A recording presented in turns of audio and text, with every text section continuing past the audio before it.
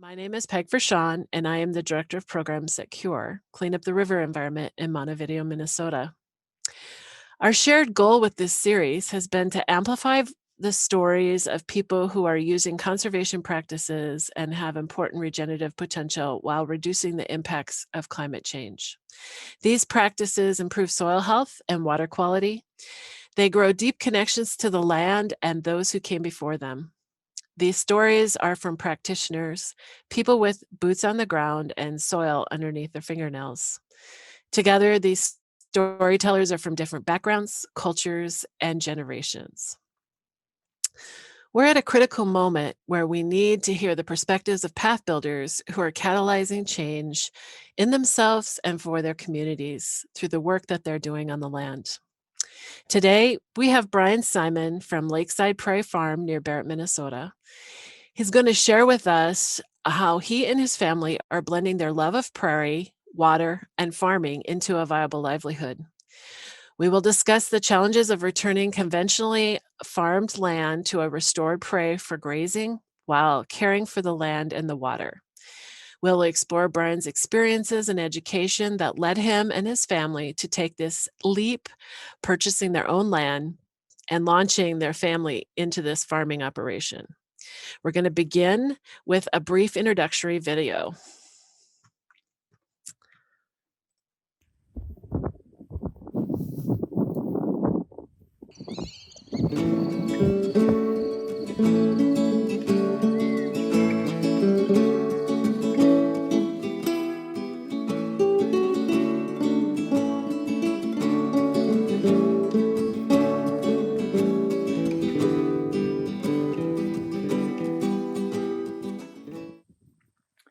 Hi, my name is Bryan Simon, and welcome to Lakeside Prairie Farm. I farm with my wife Jessie and two kids, Charlie and Anella. And so this farm is 217 acres, and what makes it unique is that it's got 2 miles of lake shoreline around its perimeter. So it's a peninsula that sticks out into Cormorant Lake. We're in west central Minnesota, Barrett, Minnesota. And so water is a big part of our lake, or our farm, and that's why we're called Lakeside Prairie Farm. And then what sets us apart from the way we farm is that I've taken some prime crop ground. So, corn and beans were recent historically grown here. When we got here, that's what was here, corn and beans, and we've taken that 160 of the farm's tillable acres and converted to native prairie. So high diversity native prairie, like 100 and some species of native plants that we've planted as pasture, and we graze cattle and goats. So I got into farming because of my love of the prairie. I got in a little different than most farmers. I wanted to manage prairie, and I came to recognize some of the problems that agriculture had, especially the impact that agriculture has on the native prairie. And I wanted to manage prairie in a way that can produce food all the while maintaining the biodiversity of the prairie. I'm ready. Well, welcome. I don't know what it's like up in your neck of the woods, but the sun is shining down here. It's a little windy, but it's warm.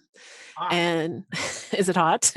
It's more than warm. Okay, it was warm when I came in this morning, but it's supposed to be a gorgeous day before we get hit with a little bit more precipitation again tomorrow. So depending where you're at in the state, where you're viewing from, you might get rain, and you might even get some of the S word, the snow. So, but I want to thank Bryan for joining us today. Bryan has been part of our We Are Water West Central Minnesota project in a variety of ways over the past year. And when we decided to do this sharing stories video series, we thought that we couldn't do it without him because he brings a lot of rich texture to this series.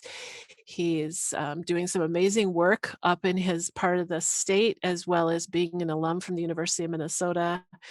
And so, welcome, Bryan. Thank you. I think we're going to start off today with the big question is that people wonder about when they want to convert their land from um, conventional farming to prairie. What are some of the challenges in building soil health that you went through this transition to get your prairie to a point where you could graze? Yeah, there's a number of challenges. It's financial challenges. Like, how do you take those acres that are prime crop ground and take them out of production for a little while you're getting your prairie established? How do you make that financially viable? That's a struggle. Also, like, so prior, so the conventional farming system is often a chemically dependent system. So when I was taking those acres on my farm out of the chemical system and converting it into like an organic and a pasture, into a system that doesn't use chemicals, there's a little there's a critical time there where, like an addict, you go through withdrawal. It doesn't work. This ecosystem doesn't work well. The soil ecosystem, it kind of collapses, and so there's some difficult times there in the transition process. As far as productivity, it isn't as productive. There's you get weeds established that you don't want there, that are competing with the plants that you want to grow there. So there's some growing pains, but if you push through, and nature has a way of healing itself. So those are some of the big things. And then I would say, like, figuring out different programs that are available to help you, but then you have to kind of work with them. So, like, EQIP program was a big thing for us. It helped pay for seeding and fences and water lines, but then because of that, I didn't have any fences in my farm to start with. So do I wait until they allow me to build my fences and get by in the meantime for a couple of years without fences? So we got a few cows, and then we're trying to get by with just some temporary fences until these funds kick in and then allow us to build fences. So there was some struggles there, but those programs are worthwhile. Yeah, so that's some of the challenges. So, where did you find out about the EQIP program? My local NRCS. I kind of knew that these things were available through talking with other farmers, as we're getting started. Some of the networking, some of the conferences you go to, you hear mention, oh, I did this, I got these funds are available. And then you go talk to your local NRCS office, and they say, oh, here's what we have, and here's how you apply. And it was a big deal for us. It's a lot of money that helped us get started. I don't think we could have done it without those funds. Sure. So, how did you go about getting your seed for your prairie? Yeah, I sourced local ecotype seed.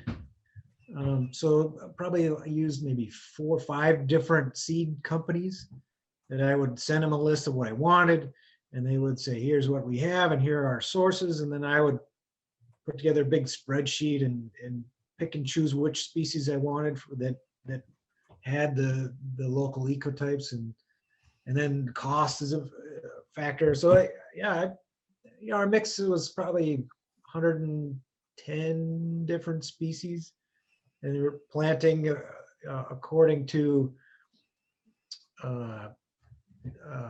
like wet or dry or hillside, hills or in the wetlands or Mhm. mesic prairie. So yeah. So that is an important thing that you mentioned. One is sourcing your seed from a radius of where you're located because native seeds tend to do better if they're locally sourced, right?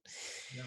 And then understanding and assessing your land and understanding that you can have different soil types even within your own property that you have to think about when you're picking your seed. Mhm. Yeah, Yeah, another thing I considered when I was picking seed is I wanted to find southern ecotypes because the climate is changing, and so it's said that we're going to have Iowa's or even Missouri's climate in the not so distant future. So I right. would take that into consideration too.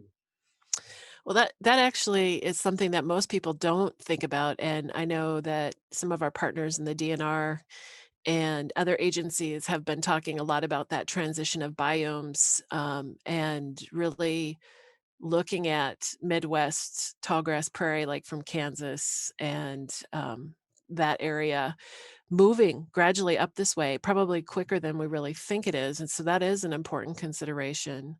And then also there's there's the whole idea of what prairie grasses are better forage for grazing, right? Because not all prairie grasses can be grazed.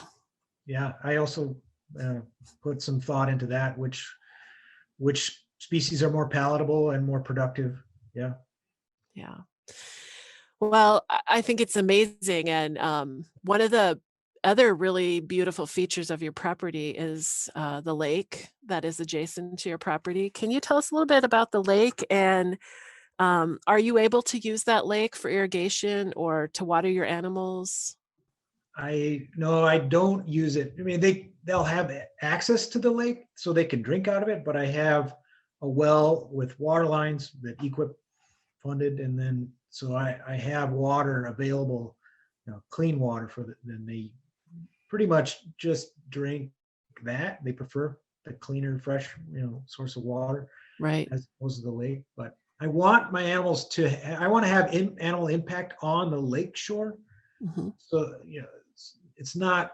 So we rotationally graze. So I want some disturbance along the lake shore. So I don't want erosion on the banks, but I want some disturbance, like I said, too, so that it doesn't become just solid recanary. Or so Right. grazing is really good for wetlands, but it has to be done right.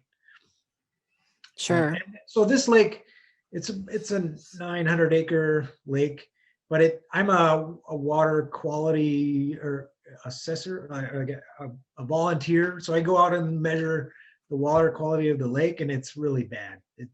Like you drop the Secchi disc down and it disappears in half a foot or a foot, and you can't see it. The water quality is so poor because it's a shallow lake and there's a lot of runoff around it. Um, yeah, so yeah, I really want it to be better. So we doing our part, having all perennials around. There's really not much erosion happening from my farm anymore, like there used to be. But so we're holding all our soil back, Right. water as well. So do you notice, since you're doing the water quality testing, do you notice, an improvement at water quality in the winter versus spring and through Uh, fall? yeah, we don't do any water quality testing in the winter.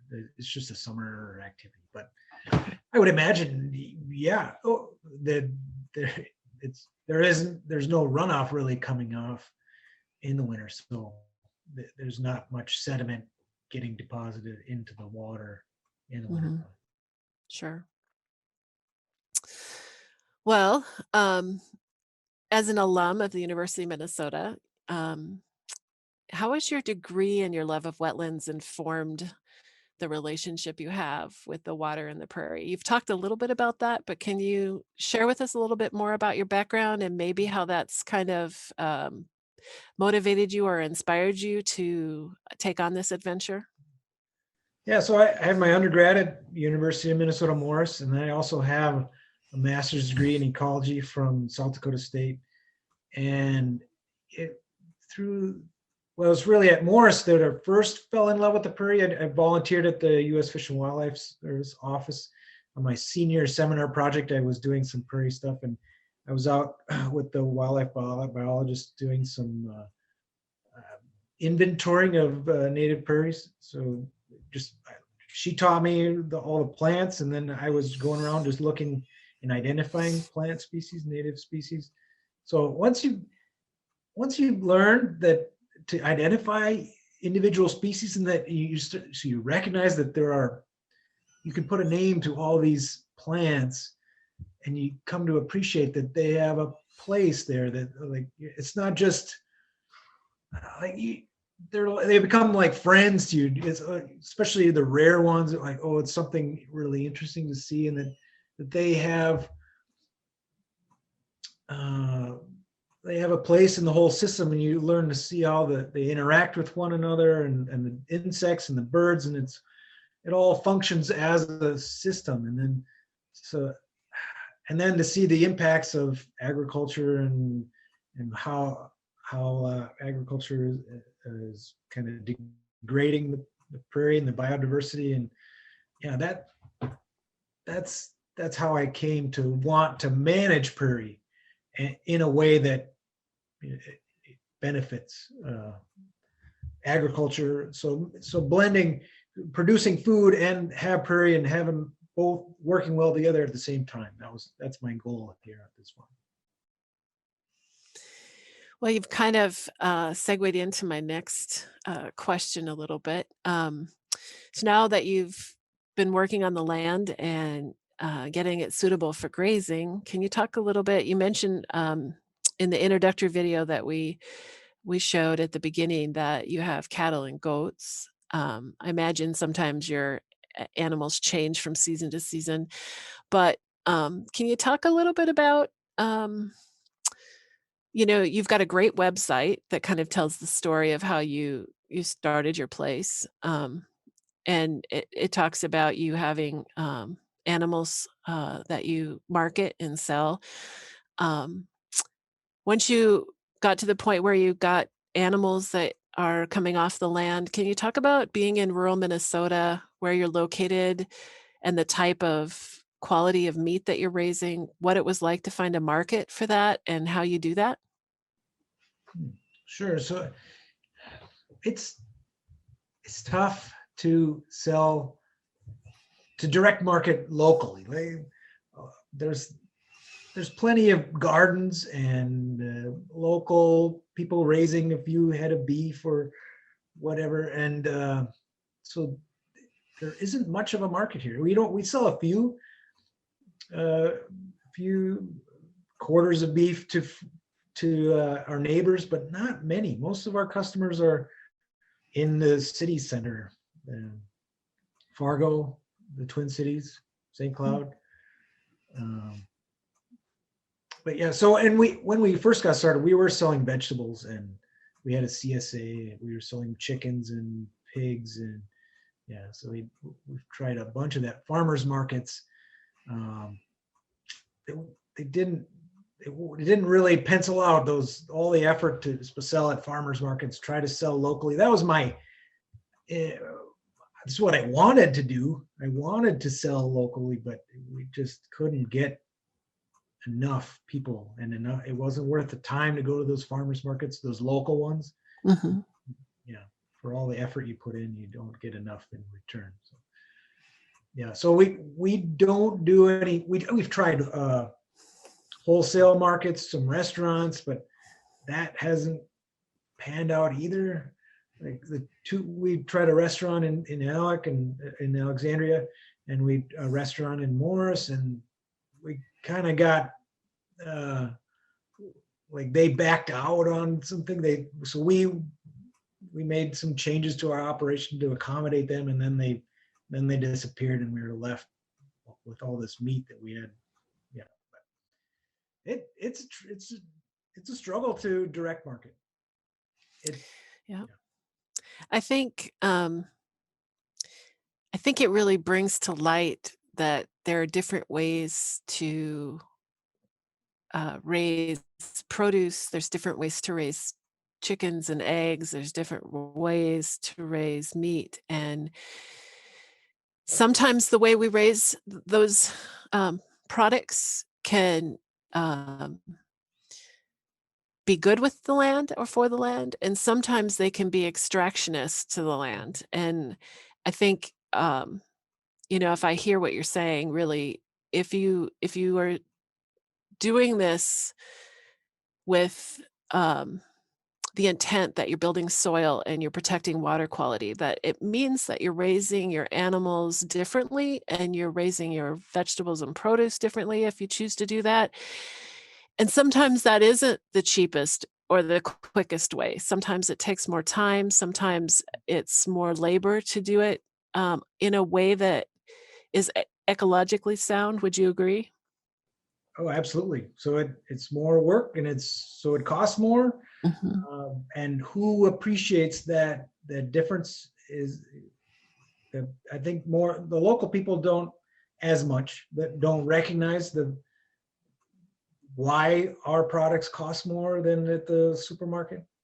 And so more people, well, they're just more people in the cities, but uh, there are more people that recognize that's worth paying for what we have. Right. So, how did the people in the cities hear about Lakeside Prairie Farm? Well, our website, and then Minnesota Grown directory. There's an eatwild.com has been a good source of customers for us. Um, just word of mouth, your friends and family. Yeah. So, how many head of cattle do you guys produce a year? We're direct marketing about 15 head a year. So right now I've got about 30, well, no, it's more like 22 cows, and then I've got some younger animals as well. And yeah, and then all of last year's calves I still have. And are you still doing goats? Oh yeah, I I actually I like the goats better than the cows. Moving forward, I want to concentrate more on goats. The market is really good right now, and ecologically, I just love. Well, ecologically, I love what the goat does on our farm, getting rid of buckthorn and just how they graze and their impact on the land, and they're easier to handle. Like I I really like the goats, more so than the cows, even though the cows right now are more profitable. But I think moving forward, I think the goats will be more profitable. Goats scare me. They eat everything, right? They make me a little nervous. We haven't gone the route of goats yet. I shouldn't even say yet because it's not. I don't know. We have steers, and we also have um, heirloom hogs that Yeah, they range in our grove. So, and we don't have a huge number. We have a small piece of property, and we do it very small scale. But we also um, do what you do, but on a much smaller scale, I guess. One of the challenges we've had actually is finding a butcher. Can you talk a little bit about yeah. that? Like what it's like for you to try to find someone who can um, work with your customers, your clients, and get your product. Do you have to do you butcher over a period of time, or do you butcher seasonally? How do you do that? Yeah, butchering is it's a big hassle, especially right now with when after COVID hit, everybody was like Yep. people were going to the sale barn buying up 30 hogs or whatever, and then making appointments with the butcher that they've never done that before. So all the regular farmers who had regular appointments, they could no longer get a butcher dates because yeah, all these other people were. So right now, butchers are booked out. Some are like almost 2 years in advance. So animals that aren't even born yet or have a butcher date. And so yeah, it's nuts. Luckily, I have a local butcher that I have a good relationship with, and he squeezes me in from time to time. But yeah, uh, it's a big problem across the country right now. Everybody's hurting for small scale butchers. Yeah. So one of the things for people who might not have ever bought their meat from a farm before, from a local grower, um, at least with steers or cattle, you can buy them in a quarter, a half, or a whole um, cow at a time and pick them up from the butcher. So like the farmer brings them to the butcher and you work with the butcher to get the cuts and the packaging the way that it works for your family. And that would be like one way of getting them. And then some producers are also, they work with USDA certified butchers that actually will package individual cuts for sale, which is sometimes common, sometimes not common. It just kind of depends on the farm that you're working with. Yeah, we do both. Okay. Yeah. And I think, now, do you also have people buy your goats or do they go to market? Yeah, I sold my first goats last fall, and I just took them to the sale barn. Okay.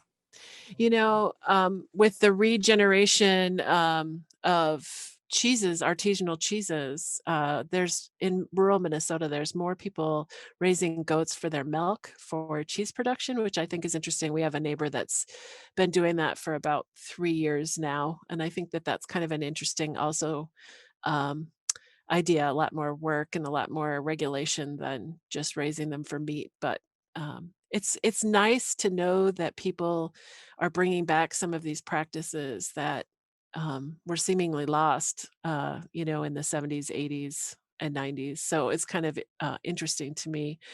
Um, you've talked a little bit about that you have a degree, but are you and your wife, Jessie, are you farming full time?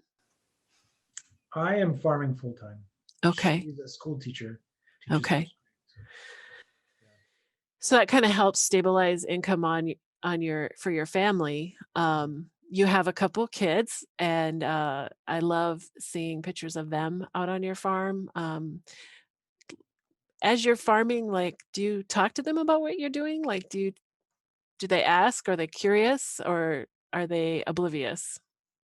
Oh no, they certainly are aware of what's going on, and yeah, they both love gardening, being outside. Just what a great place to raise kids here, like, especially during the pandemic where they could just go out and be kids and not have to be cooped up. And yeah, they yeah, have come to appreciate you point out this bird or that plant, and then the next time they see it, they recognize it, and they point that out to you, and they remember it. And yeah, it's really neat. Yeah, I definitely, that's a big part of what we're about, is raising the next generation to appreciate their place in the world, their role in the ecosystem. Yeah, it's important to me. Do your kids name the animals? Certainly.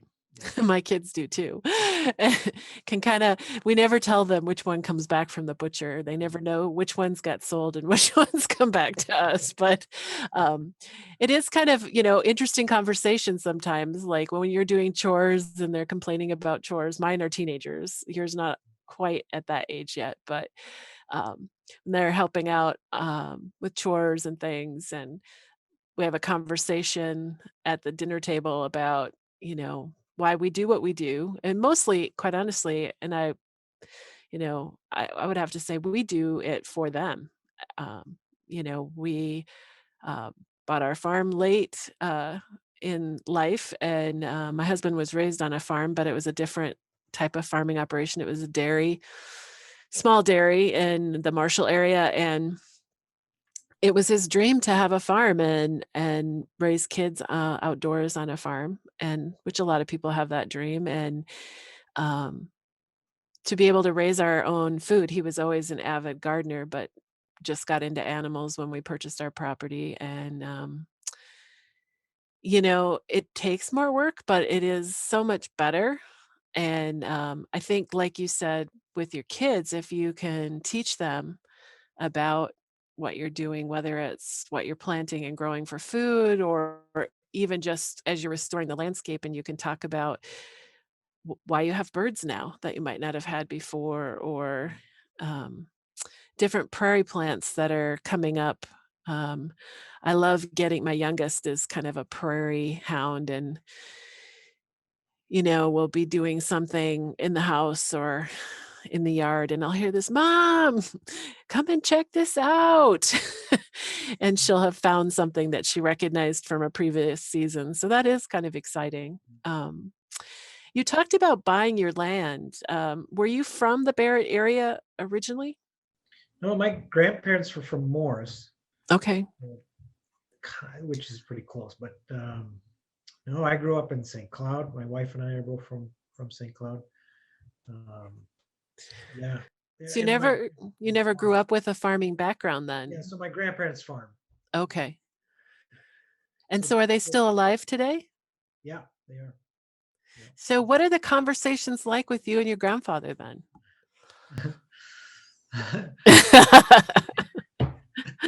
Yeah, it's really neat to because they had cattle and raised crops, and to talk about how he did it and what it's really neat. Yeah. So, I'm wondering if there's any questions in the chat, if people had any questions for Bryan. Um, Here's one. Bryan, can you say a little bit more about inputs, like what kinds of inputs are required to raise cattle and I think goats? It says sheep, but I'm thinking you have goats. Yeah. So we'll buy some mineral, and then I make most of my hay. I buy a little bit of hay, what I don't raise, but that's it. Those are the inputs. It's hay, and then so winter feed is hay, and summer is just you moving them around on pasture. So maintaining fence, but a little fuel for the tractor, and but it, inputs are minimal, and that I think that's really important to be successful in farming, is to keep your Sure. inputs minimal and know where to best put your money. So I not investing in infrastructure as well is important. So like we don't have any buildings, barns or like infrastructure. Our infrastructure is really minimal. We have water lines and fences. That's it. Like that's it. And our cattle are outside. Our goats, we have some calf huts that they winter in, and they, as long as you've got good bedding for them, they're fine, even through the coldest part of winter. So yeah, I think keeping your inputs low is important to be successful farming. I also would have to say that, how do you manage the wind? Because I know it's windy where you're at, because I heard it on that introductory video. And wind can play an important, like, it can be a challenge raising animals in the winter, particularly. Do your animals have shelter, or do you have windbreaks, or That is important. Yeah, if you don't have buildings, then to have a windbreak. And we have trees, and so we've got a good wind protection for them. Yeah. okay. You said that you raise your own hay. So do you um, harvest the grasses on your native prairie, or do you actually plant a pasture that you harvest for winter feed?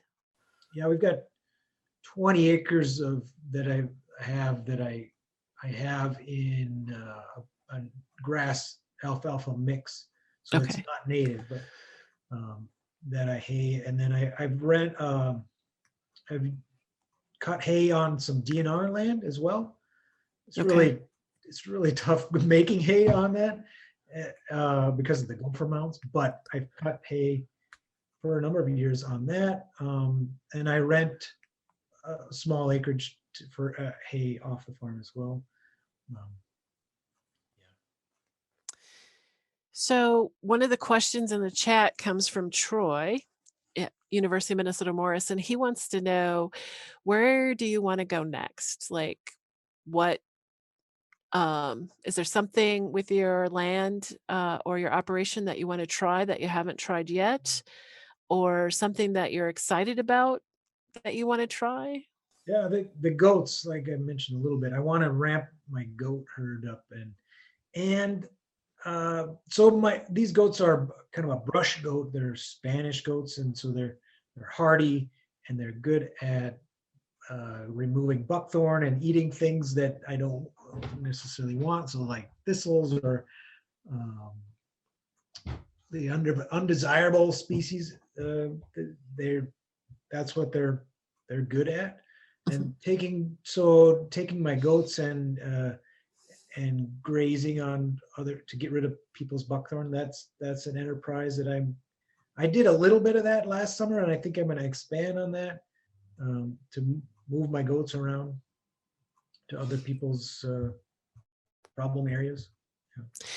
You know, I even saw the DNR using small goat herds at Lacapara State Park to manage some different invasive challenges that they have. Is there, are this breed of goat, is it a good meat goat? And what's your market for that? Like, how do you find that market? So I just took my wethers, the castrated male goats that were born last spring. I took them to the sale barn in Pipestone last fall. That was the first goats I've sold. I've just been increasing my herd. I'm keeping all the nannies, and yeah, I was really happy that because of the drought in Australia, that's where a lot of the goats that are imported come from. Mhm. Because of the drought there and the fires, and the goat market is really, really good right now. And I think that there is also a good market for the kind of goats that I'm raising that are good, that for the other people that are trying to bring their goats around and do goat grazing, goat management. So Mhm. to sell to those folks is also a good potential market. Wow. Who would have thought? It's too bad though that, I think Pipestone, they ship their goats out all over, don't they? Like I have some friends in the Westbrook area and they raise goats. And there's a market, I think, in Marshall, um, locally for some of their goats, but they were shipping theirs out to Indiana or somewhere out further east. And I don't know if it was by truck or by rail, but it is a bigger footprint than maybe our cattle that we raise around here. But that's really exciting. And I do see and hear more and more people using goats for invasive management, both on private lands as well as public lands. Somebody noted in the chat that Big Stone Wildlife Refuge also had some goats that they were using, imagine for sumac or buckthorn. So that is kind of a niche that, you know, that I wouldn't have thought of. So that's kind of exciting for you. It's Um, important to point out that the prairie and the savanna are grazing obligate ecosystems. They have to have grazers in order to function properly. right. And so all the DNR land, the Fish and Wildlife land, there are no grazers. There's a few deer, but like we've removed the grazers from that ecosystem, and now they cease to function as prairie, as savanna. So we have to restore those grazing animals in order for them for all the birds and the insects that they want to be there. And in order for them to be there, there has to be grazers. So. Right, for the disturbance, and, it's a better solution. For many years, state agencies have been relying both forestry and DNR wildlife management have been relying on burning. But, Yeah. when you think about climate and the impact of climate, burning is one option, but grazing definitely has a lot of benefits that are much more friendly to the ecosystem, I think. And, I love seeing more and more animals back on the land. We're in Renville County, and I think there's like a handful of people actually grazing animals. But it's more than were there 10 years ago. And so even as you drive the corridor from like Renville to the, Barrett area, um, Elbow Lake area, we're seeing more and more people diversifying their crops, which is improving water quality. And we see more animals, um, on the land, maybe not as many as we'd like, but we are seeing more. So I think that that's good. Mhm. Um, so, Brian, if you could tell us, what would be your legacy that you want to leave? Um, you know, some people in the series have been on land that has been in their family for multiple generations. This land is new to you, so you're really starting your own legacy. You're not like continuing someone else's legacy in the sense that this land is new to you and Jesse. What do you want your legacy to be for your kiddos? Um, well, I consider myself just a steward of this land. I don't, I just have it for, it's caretaker for just a brief moment in time. And I want to see it kind of improved. I want to see it back to its former glory, and that while I was here and taking care of it, that I'm passing it on in a better state, in a state that it'll continue to function as it should. Um, Mhm. and that is, whether or not it's my kids, which doesn't, that's not important to me. The transition to my kids, as long as somebody else takes it up and cares for it in the future. Um, so that when we got started, we had some very generous folks that got us onto this farm, and I just want to make sure that I pay it forward. Their generosity, pay it forward to somebody else. Um, Sure. yeah. Wow. That is, a different way of looking at it. And I really appreciate the whole idea about being stewards, because that's how we certainly feel about where we're at as well, is that, it might seem like a big chunk of time in our lifetime, but relative to the land and the ecosystem, it's just a small little nugget of time.